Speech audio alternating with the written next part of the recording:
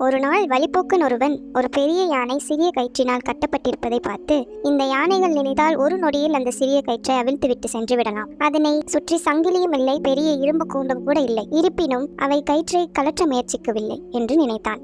அவன் அருகில் இருந்த யானை பாகனிடம், ஐயா, ஏன் இந்த யானை அந்த சிறிய கயிற்றை அவிழ்க்க முயற்சிப்பதில்லை என்று கேட்டான். யானை பாகனோ, ஐயா, அது சிறிய வயதில் இருக்கும்போது அதனை இந்த சிறிய கயிற்றை கொண்டே கட்டி வைத்திருந்தோம். அந்த வயதில் அதுவே அதற்கு போதுமானது. யானையும் அவிழ்க்க முயற்சி செய்து முடியாமல் அப்படியே விட்டுவிட்டது. இன்று வரை அது நம்மால் இந்த கயிற்றை அவிழ்க்க முடியாதென்று நம்பிக்கொண்டிருக்கிறது. அதனால்தான் அது அவிழ்க்க முயற்சிப்பதில்லை என்றான்.